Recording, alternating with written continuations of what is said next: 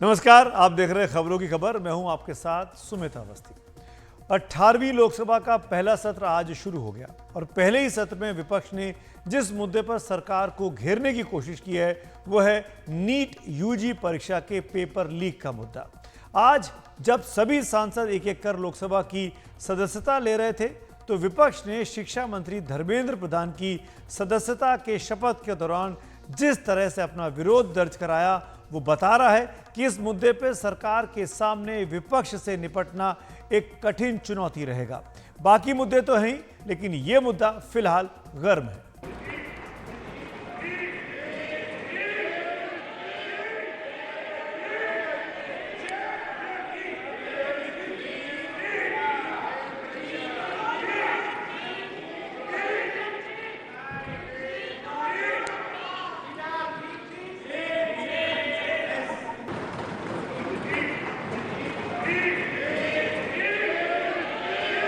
धर्मेंद्र प्रधान जब इस बीच में शिक्षा मंत्री के तौर पर संसद सदस्य के तौर पर शपथ लेने जा रहे थे तो विपक्ष की बेंचों की तरफ से नारा लगा शेम शेम का। नीट को लेकर, नीट की धांधली को लेकर उनको घेरने की कोशिश की गई। इस बीच शिक्षा मंत्रालय पेपर लीक के इस पूरे मामले को लेकर नेशनल टेस्टिंग एजेंसी यानी एनटीए से नाखुश बताया गया है। दरअसल सिर्फ नीट यूजी का पेपर ही लीक नहीं हुआ, बल्कि इसके बाद यूजीसी नेट का पेपर भी लीक होने के शक के चलते रद्द करना पड़ा। फिर सीएसआईआर नेट का पेपर और नीट पीजी का पेपर भी पहले ही रद्द हो गया। यानी 3 हफ्ते में 4 बड़े पेपर एनटीए को रद्द करने पड़े। लगभग यूजी का जो मामला है वो भी सीबीआई के पास चला गया है। इस तरीके से एनटीए के कामकाज पर बहुत ही गंभीर सवाल खड़े हो गए हैं। इस बीच नीट यूजी पेपर लीक मामले की जांच सीबीआई ने अपने हाथ में ले ली है। बिहार, झारखंड, गुजरात, हरियाणा के बाद महाराष्ट्र तक नीट परीक्षा को लेकर सवाल उठ चुके हैं और सीबीआई की टीम सभी राज्यों में जांच के लिए अब फैल गई है। इस पूरे मामले में सबसे पहला सवाल बिहार के पटना में उठा, जहां कुछ छात्रों को इम्तिहान की एक रात पहले ही पेपर दे दिए गए और उनके जवाब तैयार करवाए गए। बिहार में ईओयू को शक है कि जिस क्रमांक प्रश्न पत्र 4 मई को पटना में छात्रों को दिया गया वो हजारीबाग के ओएसिस स्कूल में 5 मई को परीक्षा के दिन एक छात्रा को इम्तिहान में हल करने के लिए दिया गया था। कहां का पेपर कहां पहुंच गया, ये कैसे हुआ होगा, इस पर चल रही सीबीआई तफ्तीश पर आगे करेंगे खास बात। लेकिन पहले ये जान लेते हैं कि नीट का पेपर कहां से हजारीबाग पहुंचा होगा और परीक्षा केंद्र तक पहुंचने तक नीट के पेपर की सुरक्षा कैसी रही होगी। आपको बता दें कि नीट का पेपर जिस बॉक्स में भेजा जाता है उसकी छोटी मोटी नहीं 7 स्तर की सुरक्षा होती है। इस ग्राफिकल रिप्रेजेंटेशन के जरिए हम आपको समझाने की कोशिश करते हैं। सबसे पहले एक बॉक्स पूरी तरीके से टेप से बंद होता है। जैसे कि आपके घर में जब कुरियर आते हैं, आपने देखा होगा जब अमेजन का कुरियर या उस तरह की पैकिंग दिखाई देती है। दूसरे स्तर की सुरक्षा के तहत इस टेपिंग के अंदर एक मजबूत गत्ते का बॉक्स होता है। तीसरे स्तर पर गत्ते के इस बॉक्स के अंदर एक लोहे का बॉक्स होता है। लोहे के इस बॉक्स में 2 तरह के ताले होते हैं। एक ताला डिजिटल लॉक होता है जो एक निश्चित समय पर ही खुल सकता है और दूसरा ताला लोहे का होता है जिसको चाबी नहीं बल्कि उसे आरी से काटा जाता है। यही कायदा है, आरी से काटा जाता है। इसके अंदर फिर एक पैकेट निकलता है जो सीलबंद पैकेट होता है। इसके बाद वो आखिरी पैकेट होता है जिसमें प्रश्न पत्र होते हैं। इस पैकेट को चिपका कर बंद किया जाता है, लिहाजा उसे काट कर ही खोला जा सकता है। इसके लिए एक तय जगह पर उसे कैंची से काटा जाता है। लेकिन बिहार की आर्थिक अपराध इकाई को पता चला कि यह पैकेट पहले ही नीचे से काटा गया था जहां से उसे नहीं काटा जाता और फिर काट कर उसको चिपकाया गया था। सवाल यह है कि यह पेपर यहां से किसने काटा, किसकी यहां तक पहुंच थी और उससे भी बड़ी बात है कि पेपर को काटने से पहले जो बाकी 6 स्तर की सुरक्षा थी वो कैसे नहीं कटी। क्या यह पैकेट रांची पहुंचने से पहले ही कट चुका था जब इसकी पैकिंग की जा रही थी? कहीं दिल्ली में ही तो इसका नीचे से काट कर इसको कॉपी नहीं कर लिया गया? ये सब जांच के विषय हैं। जैसा हमने बताया कि पटना में जो प्रश्न पत्र लीक हुआ उसका क्रमांक उस छात्रा को मिले प्रश्न पत्र का है जो हजारीबाग के ओएसिस स्कूल में पेपर देने बैठी थी। यानी उस छात्रा को मिले प्रश्न पत्र को पेपर लीक माफिया ने पहले ही कहीं से फोटो स्टेट कर लिया या फिर फोटो खींच ली थी। कहां कराया, कैसे कराया, अभी कुछ नहीं कहा जा सकता, लेकिन हम तमाम बिंदुओं को जोड़कर एक तस्वीर ही बना सकते हैं। अब देखते हैं ये पेपर हजारीबाग के ओएसिस स्कूल तक कैसे पहुंचा। 3 मई को पेपर का बॉक्स दिल्ली से एनटीए के अधिकारियों ने हवाई जहाज से रांची भेजा। रांची भेजने के बाद उसको रांची जो खबर निकलकर सामने आई है उसके मुताबिक ये रांची से हवाई जहाज के रास्ते में क्या ये लीक हुआ होगा, सबसे पहला सवाल ये शुरू होता है। उसके बाद रांची एयरपोर्ट से कुरियर कंपनी ब्लू डार्ट ने इस पेपर को अपने कब्जे में लिया और अपनी गाड़ी से पेपर का ये बॉक्स रांची से हजारीबाग में ब्लू डार्ट के दफ्तर भेजा। क्या पेपर यहां कहीं लीक हुआ? सवाल यह है कि 100 किलोमीटर के रास्ते में इस गाड़ी की सुरक्षा की व्यवस्था क्या रही थी? क्या सीसीटीवी से लगातार बॉक्स पर निगरानी रखी गई थी? क्या गाड़ी बीच में कहीं रुकी भी थी? हजारीबाग में ब्लू डार्ट के दफ्तर में पहुंचने के बाद ब्लू डार्ट के अफसरों ने इसे बैंक को भेजा। लेकिन आप ये सुनकर हैरान होंगे कि इसे ई रिक्शा से बैंक तक भेजा गया था। जी हाँ, ई रिक्शा। आप जानते हैं कि ये कितना सुरक्षित होता है। क्या ऐसा नहीं लगता कि पेपर की गोपनीयता और सुरक्षा का यह मजाक उड़ाना है? क्या पेपर यहां पर लीक हुआ होगा? 3 मई को पेपर का यह बॉक्स बैंक पहुंचा। क्या पेपर यहां से भी लीक हो सकता है? अगर ऐसा है तो बैंकों की निगरानी व्यवस्था पर बहुत गंभीर सवाल खड़े हो जाएंगे। और 5 मई की सुबह बैंक अधिकारियों और नीट के अधिकारियों की निगरानी में ओएसिस स्कूल इस पेपर को लाया गया।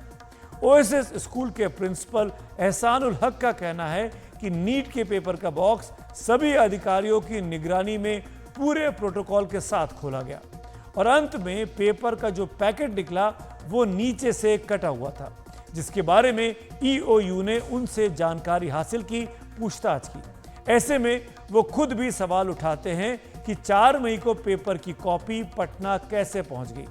3 तारीख से 5 तारीख तक इस नीट पेपर के बॉक्स का पूरा सफर हमने आपको बताया है। 3 को दिल्ली से चला, 5 को हजारीबाग के स्कूल में पहुंचा जिस दिन ये पेपर था, लेकिन 4 तारीख को ये पटना पहुंच जाता है जहां पर कुछ लोगों की गिरफ्तारी हुई है। और अब आपको सुनाते हैं हजारीबाग के ओएसिस स्कूल के प्रिंसिपल एहसानुल हक के साथ हमारे सहयोगी प्रभाकर कुमार की बातचीत। ये स्कूल इस बात के कारण काफी चर्चा में आ गया है। हालांकि कोई भी स्कूल पेपर लीक की वजहों को पूरी तरीके से चर्चा में नहीं चाहेगा कि उसके पास जो पेपर आते हैं वो लीक हो और उसकी वजह से वो चर्चा में आए। सर, एक इम्पॉर्टेंट बात ये है कि जब ईओयू की टीम यहाँ आई थी तो उन्होंने कहा कि उन्हें एक प्रश्न पत्र मिला था पटना में। जो प्रश्न पत्र का जो नंबर था, इत्तेफाक से वो नंबर हमारे स्कूल में आवंटित था। और जब हमारे स्कूल में आवंटित था तो वो बच्ची जिसका अंकित नंबर था, उन्होंने यहाँ एग्ज़ाम दिया। वहाँ प्रश्न पत्र एक दिन पहले कैसे पहुँचा, हमें इसकी कोई जानकारी नहीं है। ईओयू की टीम ने पूरा यहाँ जांच किया और जांच के दौरान देखा कि हमने पूरी तरह से सहयोग किया। उन्होंने सब कुछ देखा कि सब कुछ हमारे यहाँ सिस्टम ओके था। हमारे यहाँ जिस दिन एग्ज़ाम था उस दिन बढ़िया से एग्ज़ाम हुआ। हमारे यहाँ किसी तरह की कोई भी गड़बड़ी की आशंका नहीं थी। अब जो ईओयू की टीम आए थे उनका ये कहना था कि इस आंसर बुकलेट के यहाँ पे, ये इस साइड में कहीं से टेम्परिंग था और उसको बढ़िया से ग्लू से किसी ने पेस्ट कर दिया था, जो कि कॉमन लोगों के बस की बात नहीं है।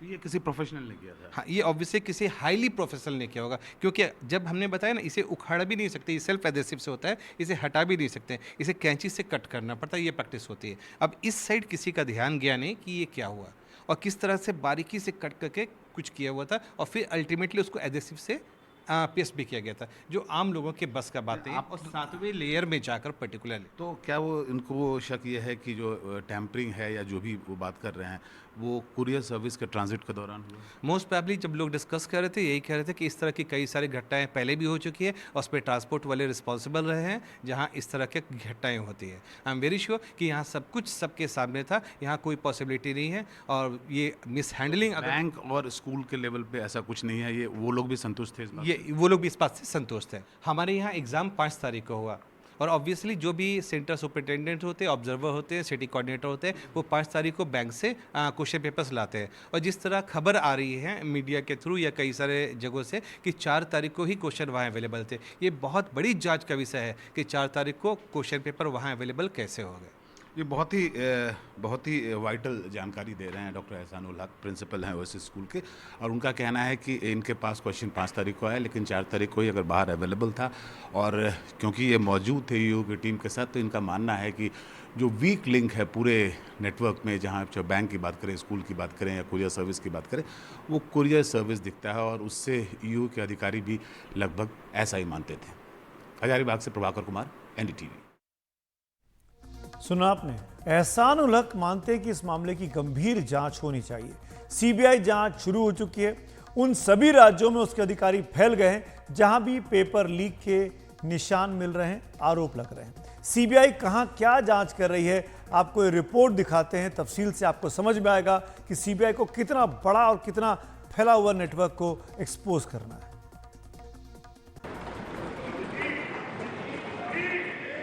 जिस वक्त केंद्रीय शिक्षा मंत्री धर्मेंद्र प्रधान अपने सांसद पद की शपथ ले रहे थे और बता रहे थे कि वो पूरी निष्ठा के साथ संसदीय मर्यादा का पालन करेंगे, उसी वक्त विपक्ष उनके खिलाफ नारे लगा रहा था।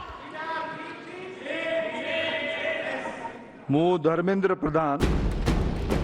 मामला कितना गंभीर है कि इसकी जांच सीबीआई को सौंपी जा चुकी है। सीबीआई ने मुकदमा दर्ज कर लिया है। जांच के लिए सीबीआई ने बिहार पुलिस से उसकी केस डायरी और एफआईआर ले ली है। सीबीआई सूत्रों के मुताबिक पूरी जांच 4 चरणों के बीच की है।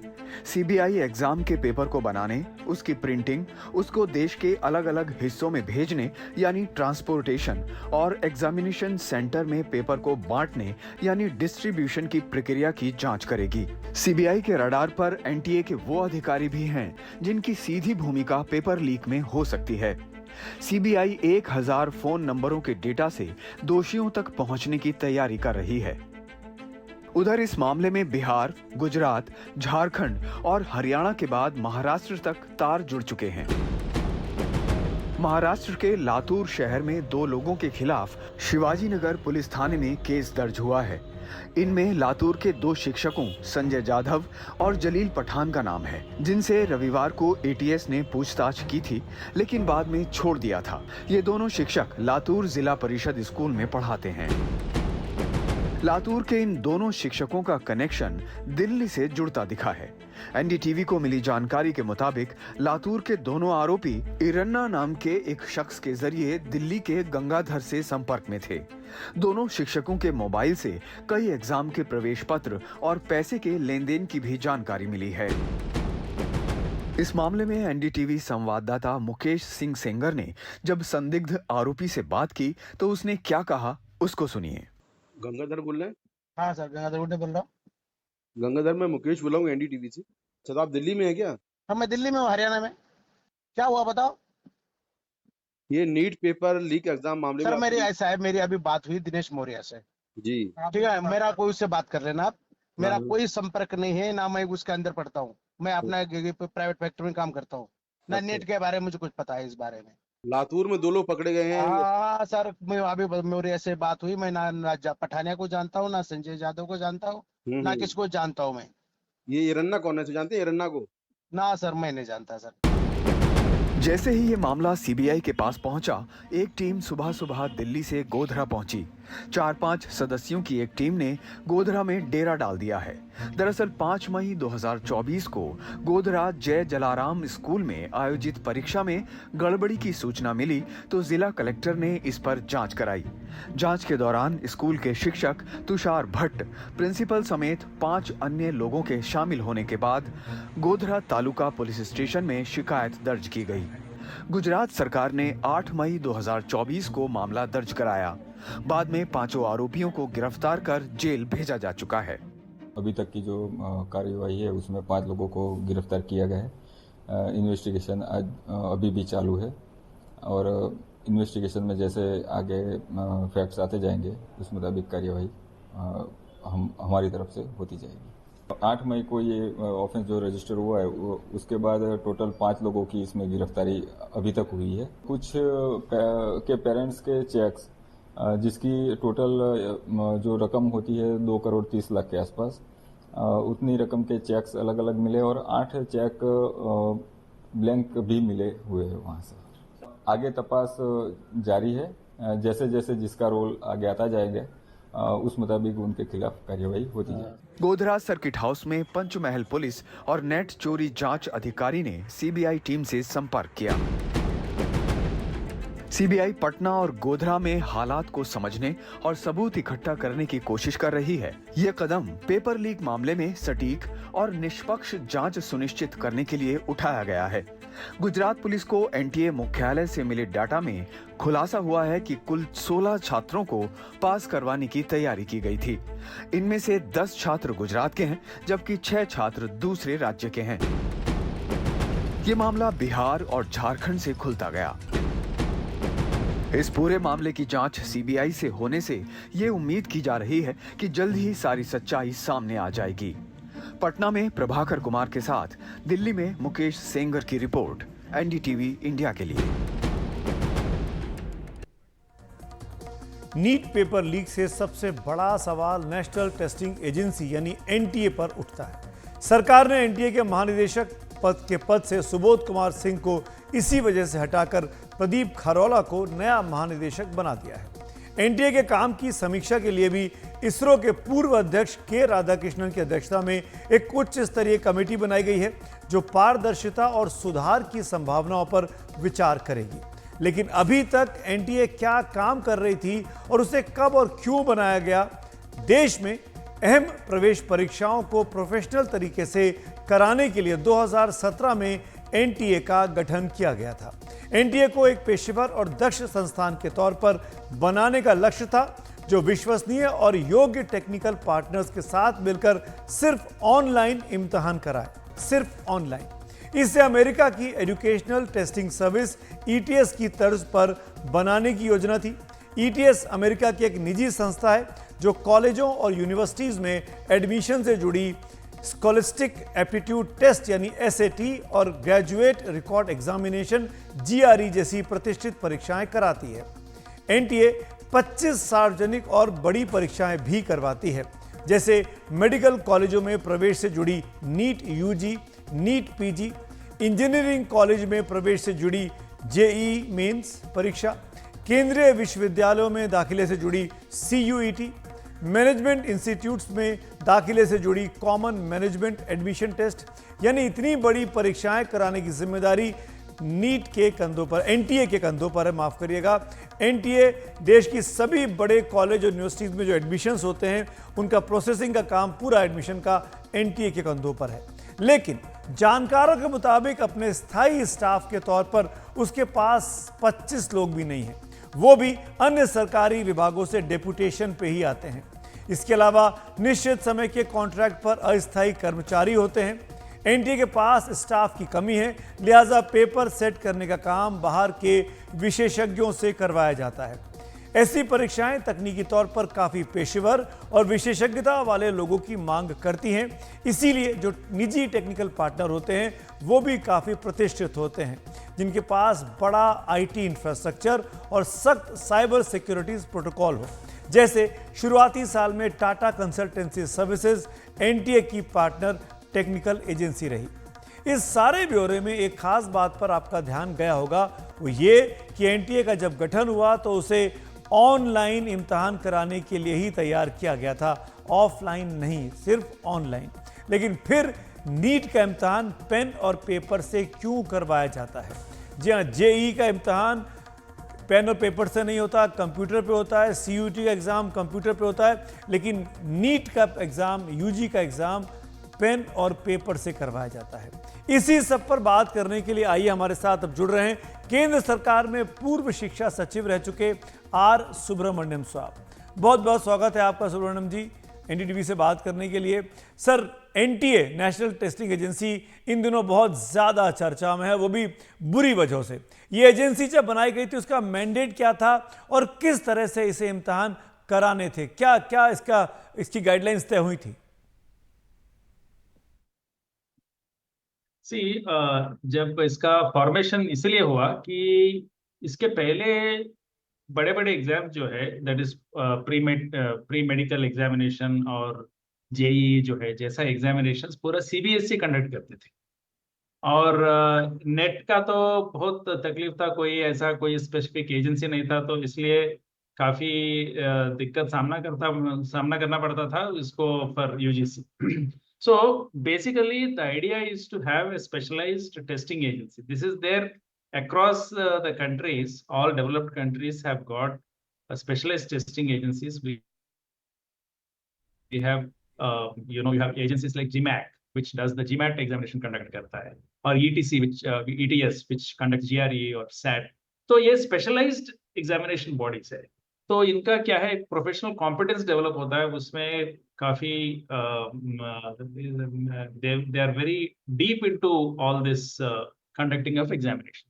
तो ये कमी जो है बहुत क्लियरली महसूस हो रहा था, क्योंकि CBSE is primarily it is a board, it is a education board, and their job is to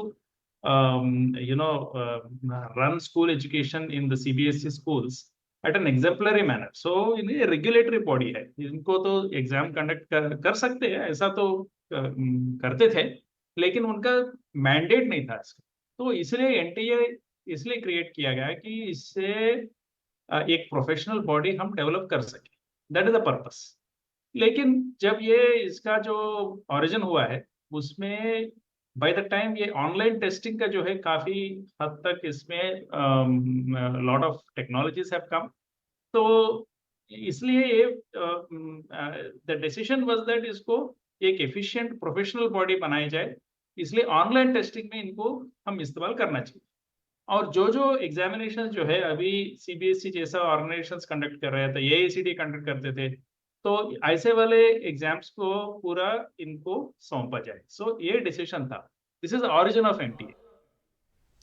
Subramaniam साहब, एक सवाल बहुत इंपॉर्टेंट है जो आपने कहा ऑनलाइन कराने की बात थी, जब इसका मैंडेट ऑनलाइन पेपर कराना था, तो ये नीट यूजी के एग्जाम ऑफलाइन क्यों होते हैं, इसकी क्या वजह हो सकती है?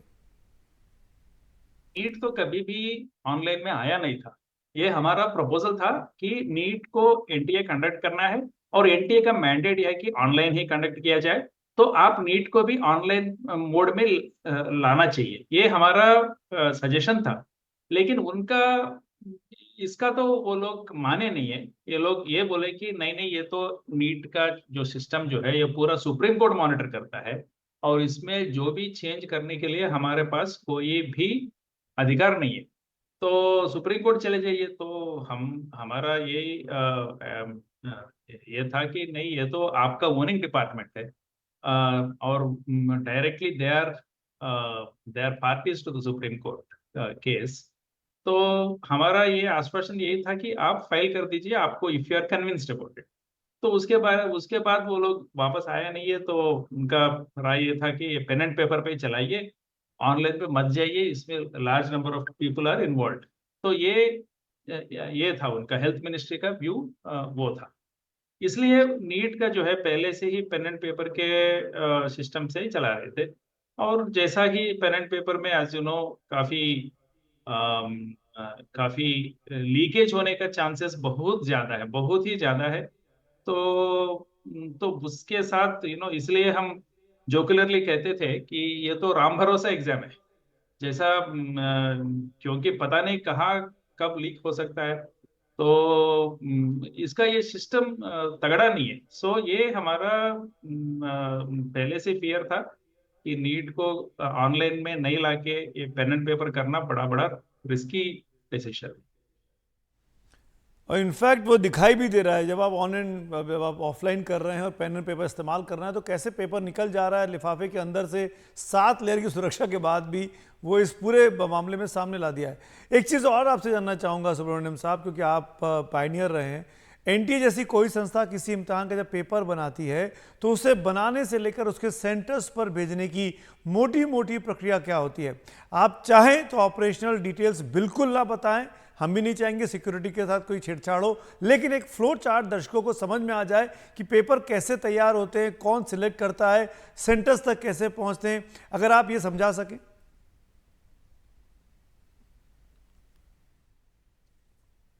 Primarily as I said that NTA online exam conduct करता है। ऑनलाइन में बहुत ही साफ है सिस्टम, क्योंकि ये पेपर सेटिंग जो है ना, ये एक साथ नहीं होता है, पूरा वर्ष भर चलता है।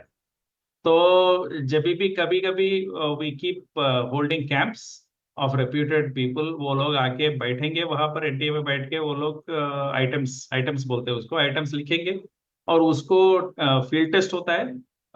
डिफिकल्टी लेवल क्या है उसका भी जांच होता है। तो एक बार उसका एक्सेप्ट हो गया तो उसको एक ब्लैक बॉक्स बोलते हैं उसको, उसमें चलते रहता है। तो उसमें एक रोबस्ट क्वेश्चन बैंक अब तक तैयार हो चुका है। तो इसमें हजारों हजारों क्वेश्चंस होते हैं हर एक सब्जेक्ट में। तो ये सब क्वेश्चंस है, पूरा टेस्टेड है और उसका डिफिकल्टी लेवल जो है वो सब जांच करके है। तो ये एक very robust and good system है इसमें। और जब भी क्वेश्चन पेपर सेट करना है तो कोई क्वेश्चंस को नहीं देखता है, वो ये बोलता है कि अच्छा ये क्वेश्चन पेपर में आपको ज्यादा कठिन होना चाहिए। तो बोलते हैं कि 60% ऑफ क्वेश्चन जो है डिफिकल्टी लेवल 5 से पिकअप करिए, या you want to make it easy, you can say that 60% question जो है डिफिकल्टी लेवल 3 से पिकअप करा जाए। तो वो सिस्टम जो है ना, द कंप्यूटर सिस्टम ऑटोमेटिकली वो ब्लैक बॉक्स में जाके वो फिच करता है, वो जो डिफिकल्टी लेवल है उसको फिच करके उससे क्वेश्चन पेपर बनता है। जब क्वेश्चन पेपर बनेगा तो कोई देखता नहीं है उसको, तो क्वेश्चन पेपर ऑटोमेटिकली उसको एंक्रिप्ट होके वो एग्जामिनेशन सेंटर चला जाता है डायरेक्टली, और कहीं बीच में कहीं रुकने का कुछ भी नहीं है। ये ऑनलाइन सिस्टम में यही एडवांटेज है कि इसमें ह्यूमन इंटरवेंशन जो है, ह्यूमन इंटरफेस जो है बहुत मिनिमम है या नील है ऑलमोस्ट। तो इसलिए we are more confident about online examination. But उसमें भी यू मस्ट भी सतर्क रहना चाहिए, क्योंकि साइबर फ्रॉड जो है बहुत बहुत बहुत जल्दी बढ़ रहा है। और तो इसको एनटीए का यही मकसद होता है कि कभी भी बी अलर्ट, जैसा साइबर सिक्योरिटी जो है ऑन प्रोटोकॉल्स में कभी भी अलर्ट रहना चाहिए। तो ये ऑनलाइन का मामला है। आप जो पूछ रहे थे तो ऑफलाइन है। ऑफलाइन में तो बिल्कुल ये पूरा मैनुअल सिस्टम है, लोग आके बैठेंगे, क्वेश्चन पेपर लिखेंगे और वो तो हाथ से लिख के देंगे, उसको कोई टाइप करेगा, उसके बाद उसको टाइप सेट होगा, प्रिंटर के लिए पास भेजा जाएगा, प्रिंटर प्रिंट करेगा। वो प्रिंटर प्राइवेट प्रिंटर है, गवर्नमेंट को कोई प्रिंटिंग प्रेस नहीं है, और वहां पर वो प्रिंट करेगा, उसको पैक करेगा, लोड करेगा, वो जाएगा कहीं सेंटर पे और वहां इसको स्टोर किया जाएगा। कहाँ स्टोर करते हैं? नॉर्मली बैंक के स्ट्रांग रूम में लगाते हैं बैंक्स के। तो उसमें कौन रिसीव कर रहा है, कब दे रहा है, इतने सारे जो है ह्यूमन इंटरफेस है इसमें। तो बहुत ज्यादा रिस्की एग्जामिनेशन, स्पेशली एग्जामिनेशन जैसा नीट जो है, इसमें स्टेक्स बहुत बहुत बड़ा स्टेक्स है। तो लोग ऐसे ही बस they are always trying to break into the system, और उनके लिए, स्कैमस्टर्स के लिए ये बहुत हेवनली है। तो यही this is the problem with the parent people. बिल्कुल, हमने देखा भाई, आपने कहा ना कि 24-25 लाख बच्चों ने एग्जाम दिया इस बार सुब्रमण्यम साहब, और उनके पेरेंट्स, उनकी फैमिली, सब लोग डिस्टर्ब है आज की तारीख में। अब आखिर में आपसे जानना चाहूंगा कि आपको क्या लगता है कि नीट जैसी परीक्षाओं में क्या सुधार किए जाने चाहिए ताकि आगे से ये जो इतना बड़ा इस बार विवाद खड़ा हो गया है वो ना खड़ा हो, और छात्र जो कि बहुत ज्यादा परेशान है वो परेशान ना हो? मुझे ये लगता है कि इसमें शॉर्ट टर्म और लॉन्ग टर्म सॉल्यूशन है। शॉर्ट टर्म सॉल्यूशन ये है कि जरूर आप ऑनलाइन में आ जाइए, उसमें कोई और दूसरा रास्ता तो मुझे दिखता नहीं है। But that is not a big solution also. I want to look at a solution which will go for a continuous assessment. जो 2 साल है ना, 11 और 12 स्टैंडर्ड जो है कक्षा का, उसके टाइम पे आप स्टूडेंट को मल्टीपल टाइम्स आप परीक्षा रखते हो जाए। So 7-8 times you can actually test the student depending on the syllabus that is covered. और उससे क्या होता है, तो एक एग्जाम में जो रिस्क है वो रिस्क डिस्ट्रीब्यूट हो जाता है और वो डेस्परेशन नहीं होता है। तो we have actually thought of a good system of a continuous assessment. वो जब भी सुझाव हमको पूछने के लिए कोई पूछेंगे तो जरूर देंगे।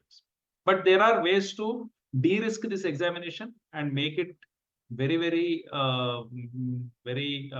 very good, smooth, transparent and also reliable. उसके लिए तो एक ब्लूप्रिंट है, उससे चल सकते हैं। बहुत बहुत शुक्रिया सुब्रमण्यम साहब, आपने बात की, काफ़ी अच्छी चीज़ें समझाई, लेकिन एक चीज़ जो मूल मंत्र निकल के आया इस बातचीत में कि अगर ये नीट की परीक्षा भी ऑनलाइन हो तो बहुत बड़ी संख्या में जो लाखों बच्चे परेशान हो रहे हैं वो शायद ना हो, जैसे जेई में नहीं होते हैं, जैसे बाकी टेस्ट में नहीं होते हैं। नीट को क्यों ऑफलाइन कराया जाता है, क्यों पेन और पेपर से एग्ज़ाम होता है? एनटी के काम में जो भी खामियां रहीं उसका खामियाजा हज़ारों लाखों छात्रों को भरना पड़ा है। रविवार को नीट पीजी का पेपर देने दूर दूर से आए छात्र एक दिन पहले पेपर रद्द होने की खबर से काफ़ी परेशान हो गए। रविवार सुबह परीक्षा हो और उससे ठीक पहले की रात 10 बजे छात्रों को यह पता लगे कि पेपर कैंसिल हो गया है, तो उन पर क्या गुजरेगी? बच्चे कितना पैसा खर्च कर पेपर देने के लिए आते हैं, माँ बाप पर कितना दबाव होता है? आइए सुनते हैं कुछ बच्चों की राय। देखिए, सब बच्चे यहाँ पे जो एस्पिरेंट है, साल 1.5 साल से तैयारी कर रहे थे। सबको अपेक्षा थी कि एग्ज़ाम अच्छा होगा, सही से होगा।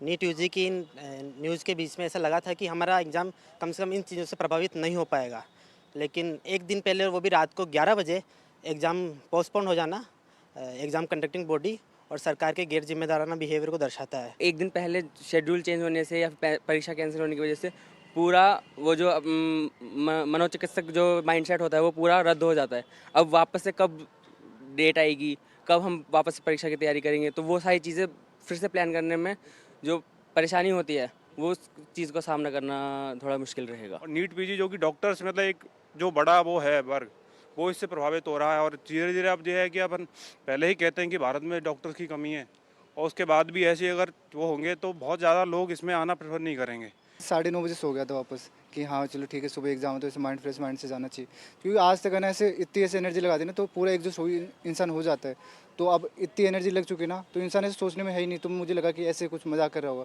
पर बाद जब ऐसे ऑफिशियल नोटिस वगैरह आया तब ऐसे मुझे लगा कि यार इतना बुरा तो कौन नहीं करता। तो ये तो थे नीट पीजी के परीक्षार्थी, लेकिन इस बीच नीट यूजी को लेकर भी चर्चा है कि परीक्षा क्या रद्द हो जानी चाहिए, जितनी कंट्रोवर्सीज हो गई है।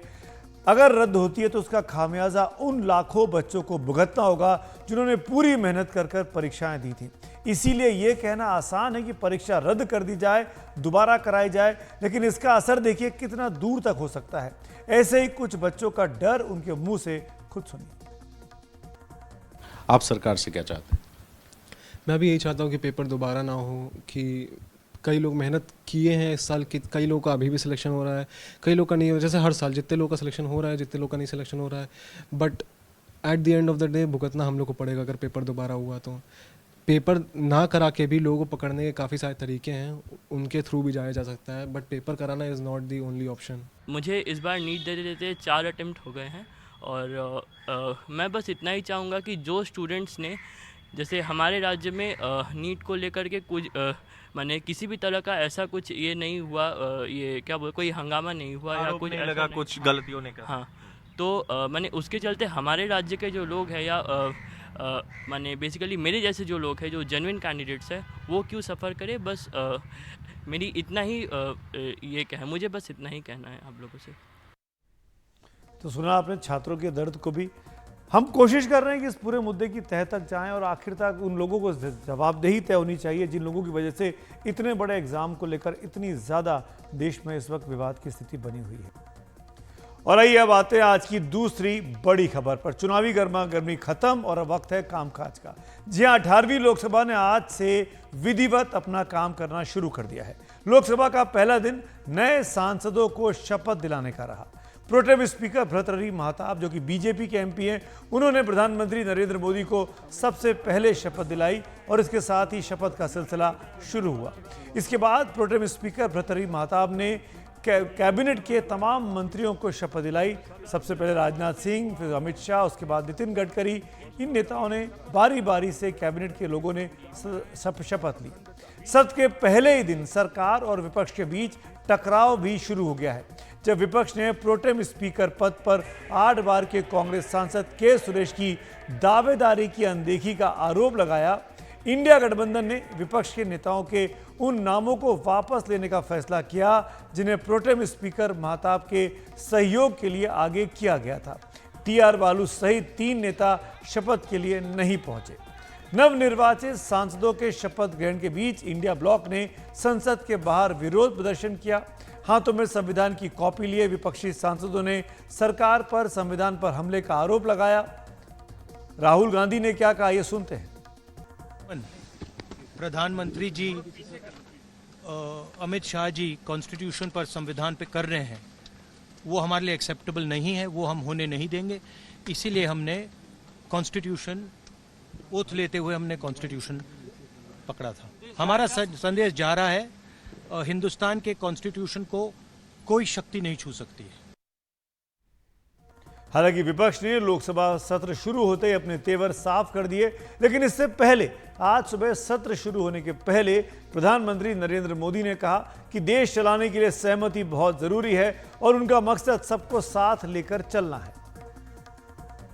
देश की जनता विपक्ष से अच्छे कदमों की अपेक्षा रखती है। अब तक जो निराशा मिली है, शायद इस 18वीं लोकसभा में विपक्ष देश के सामान्य नागरिकों की विपक्ष के नाते उनकी भूमिका की अपेक्षा करता है, लोकतंत्र की गरिमा को बनाए रखने की अपेक्षा करता है। मैं आशा करता हूं कि विपक्ष उसमें खरा उतरेगा। अब देखने के 18वीं लोकसभा सरकार के सामने विपक्ष के तेवर कितने तीखे रहते हैं। इस सब के बीच आज जब सांसदों को शपथ दिलाई जा रही थी तो नई संसद में एक पुरानी परंपरा निभती हुई नहीं दिखाई दी। नई संसद में पहली बार नए सांसदों को शपथ दिलाई गई। सभी नवनिर्वाचित सांसद शपथ लेने के बाद जिस रास्ते से ऊपर गए उसी रास्ते से शपथ लेने के बाद वापस लौट गए। जबकि आप पुरानी तस्वीर देख सकते हैं, इसमें उस वक्त ये परंपरा थी कि सांसद शपथ लेने के बाद स्पीकर के चेयर के पास जाते, उनको नमस्कार करते, उनका अभिवादन करते और फिर स्पीकर के आसन के पीछे से दूसरी ओर से नीचे आते थे और फिर पक्ष और विपक्ष के नेताओं को नमस्कार करते हुए, अभिवादन एक दूसरे का स्वीकार करते हुए अपनी सीट की ओर आगे बढ़ जाते थे। परंपरा में ये बदलाव इस नई लोकसभा में इस पहली बार आज दिखाई दिया है। इस बदलाव पर हमने लोकसभा के पूर्व महासचिव पीडीटी आचार्य की राय जानी कि आखिरकार ये क्या हुआ, वो क्या कहना चाहते हैं। नहीं, आज जिस तरह से ये ओथ टेकिंग हुआ है उसको देखते हुए ऐसा लगता है कि वो पुरानी परंपरा जो खत्म हो गई है।